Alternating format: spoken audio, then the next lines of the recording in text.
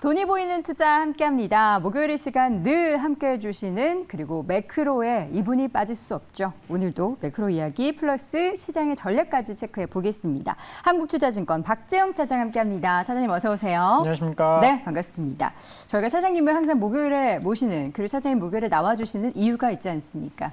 보통 수요일에 굉장히 주요한 지표들이나 이벤트들이 항상 있어요. FOMC도 그렇죠. 그렇죠. 네. 어젯밤에는 CPI가 드디어 네. 발표가 됐습니다. 어떻게 보셨습니까? 되게 낮게 잘 나왔다. 그렇죠. 조금만 더 힘을 써서 2. 너무 과도한 욕심이었겠죠. 뭐 사실 결론부터 이야기하면 6월 달은 되게 좋게 나왔는데 걱정은 이제 앞으로가 좀 걱정이다. 앞으로가 지금 일단 그 6월달 CPI에 주요했었던 기업 항목들을 보면 첫 번째가 중고차입니다. 네. 제가 지난달 나와서 중고차 가격은 떨어질 거다 굉장히 강하게 말씀을 드렸어요. 네. 왜냐하면 만하임 중고차 이제 지표가 가격지수. 두 가지가 있는데 소매 있고 도매 가격이 있어요. 그래서 그때 말씀드렸던 게 도매 가격이 조금 올라서 그게 시차를 두고 상승에 영향을 준 거였고 근데 4월, 5월 달에 이제 중고차 도매 가격이 떨어지기 시작했거든요. 네. 그게 이제 이번 달에 영향을 주면서 지난달 4.4% 상승했었던 중고차 가격이 다시 마이너스 0.5%로 하락 반전했다. 네. 이게 뭐 중요한 요인 중에 하나였고 또 하나는 이제 주택 가격인데 주거비. 주거비는 사실 계속 좀 상승폭이 둔화되고 있어요. 근데 지난달에 꽤 많이 좀 올라서 약간 서프라이즈였는데 이번 달에는 0.4% 상승했습니다. 전월 대비해서는 상승폭이 좀 둔화됐고요. 이 부분은 아마 뒤에 가도 비슷할 겁니다. 집값이 뭐 다시 급등한다거나 그런 일들이 크게 나타나지는 않을 거고요. 그럼 물가 안정에 기여를 할 건데 중요한 건 휘발유 가격입니다. 휘발유 가격이 다시금 좀 올라가고 있나요? 전월 대비 6월 달에는 26.5% 하락했거든요. 네. 당연히 그럴 수밖에 없죠. 왜냐하면 이제 전년 대비로 봐야 되는데 네. 작년에 WTI 유가가 120불이었어요. 근데 문제는 여기 있습니다. 작년에 120불 고점이었고 120불에서 계속 떨어지기 시작했거든요. 네. 그러면 이제 6월 달에 역기전은 끝났고 아마 7월부터는 이게 MOM으로 플러스 요인이 될 가능성이 있다는 거죠. 이제 전월 대비해서는 이제 휘발유 가격은 제로였거든요. 그런데 지금 어느덧 국제 유가가 76달러까지 올라왔어요. 맞아요. 사우디도 뭐 100만 배럴 감산한다라고 하고 러시아도 50만 배럴 감산한다라고 하고 경기가 크게 안 나쁠 것 같고 그다음에 달러도 급락하고 그러다 보니까 유가가 스물스물 올라와서 아마 7월부터는 역기저가 아니라 상승하는 요인으로 작용을 할 수도 있다라는 거죠. 그래서 이번에 하는 김에 굉장히 좀 잘했으면 이자를 한번 딱 보여줬으면 문제 없이. 근데 그거를 뭐 조작할 수는 없잖아요. 그렇죠. 중국이 아니니까 네. 그럴 수는 없는 거고. 어찌됐든 간에 이거 3%도 굉장히 잘 나온 거고. 그럼요. 우리가 걱정했었던 게 사실 연속적으로 올리면 어떻게 하나 이거였거든요.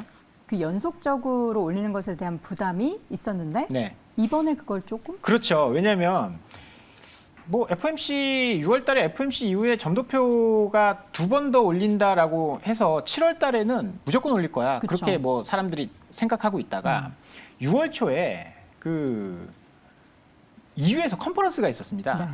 그 파월이 기억하실지 모르겠지만 파월 의장이 가서 굉장히 매파적으로 이야기를 했어요. 2번 올릴 수 있냐라는 질문에 배제하지 그럴 수 있어? 않는다. 그럴 가능성도 있다. 네. 그러다 보니까 연속적으로 올리는 거야? 이게 시장에 반영이 되다 보니까 6월부터 주가가 빠지기 시작했거든요. 그렇죠. 근데 고용을 보니까 지난주 고용을 보니까 20만 명 예상치보다 별로 안 좋은데? 그럼 CPI 보니까 3%? 이거 조금 더 하면 뭐 2%대 진입해서 물가 다 잡아서 금리 안 올려도 되겠는데?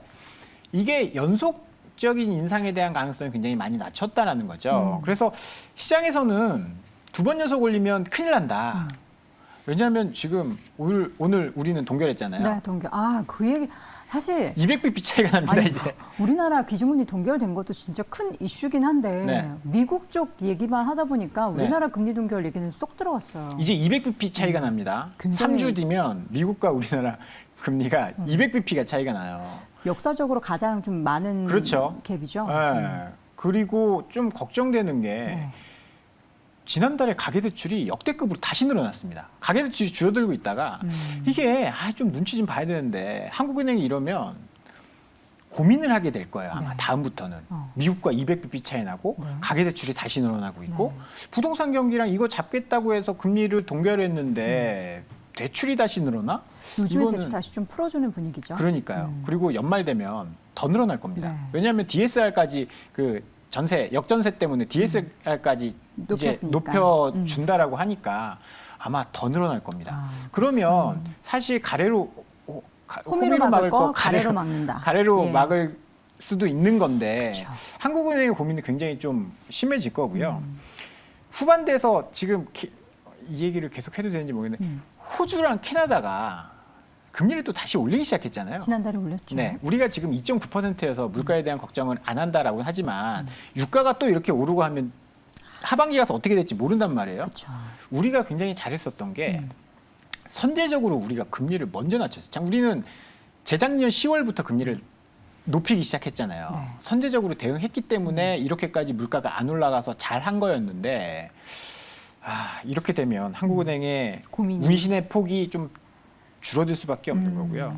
뭐 시장으로 다시 돌아오면 네, 결국에는 그러면 제일 중요한 거는 지금의 CPI 발표 내용들 그리고 시장의 분위기를 봤을 때는 9월에 연속적으로 인상은 하지 않을 것이다 그럴 가능성은 쪽으로 높지 않고 거기에 대한 힌트는 아마 8월 말에 있을 잭슨홀 미팅에서 뭔가 줄 겁니다. 작년 잭슨홀 미팅 기억나십니까? 파월이 네. 잭슨홀에서 네. 시장을 알게 부쉈어요. 그 다음 날 부서졌죠. 그죠. 하루 그날은 또 하루는, 해석을 좋게 했다가 예, 다음 날 그 다음 날 부서졌죠. 부서졌어요.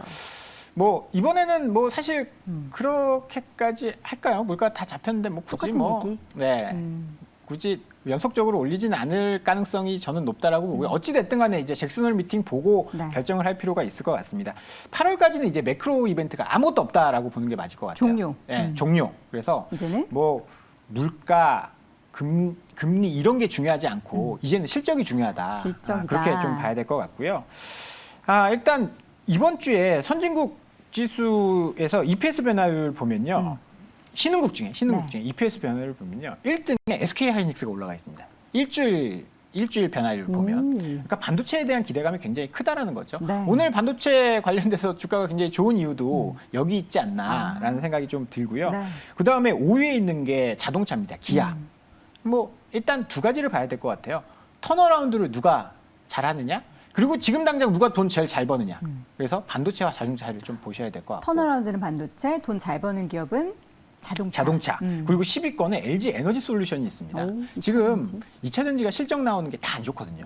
어제 에코프로도 그랬고 LG 에너지 솔루션도 예상보다 네. 안 좋았고. 그런데 마지막으로 보면 결국은 성장이 나오는 쪽이 이쪽이다라는 측면에서는 저는 2차 전지 쪽도 함께 보셔야 된다라는 말씀을 좀 드리고 싶네요. 네, 지금 보면은 실적에 대한 모멘텀으로 오르고 있는 섹터, 실적이 돌아설 것이라는 기대감에 오르고 있는 섹터들이 골고루 혼재되면서 시장의 반등이 보여지고 있는데 네. 전체적으로만 하반기에 이런 섹터들의 움직임으로 우리 시장도 추가적인 레벨업을 어쨌든 단기적으로는 3분기에 좀 기대해 볼 수가 있겠네요. 그렇죠. 실적이 좋아지고 이제 몇 가지만 개선이 수출이나 이런 것만 좀 개선이 되어주면 수출도 조금씩 좋아지고 있잖아요. 그렇죠. 뭐 아직까지는 전년 대비해서 뭐 플러스가 확실하게 나오진 네. 않지만 이게 개선된다는 건 반도체가 잘 된다는 뜻이거든요. 네. 그럼 반도체가 좋아지면 지금 뭐 2,600이라는 레벨은 그 위에서 충분히 있을 수 있는 게 있을 수 있을 가능성이 높다? 네. 저는 그렇게 보고 있습니다. 시장. 그러면 이제 앞으로는 매크로 이벤트가 종료가 됐고 사실 잭슨홀 전까지는 뭐 FOMC에서 금리 인상하는 거는 기정사실이기 때문에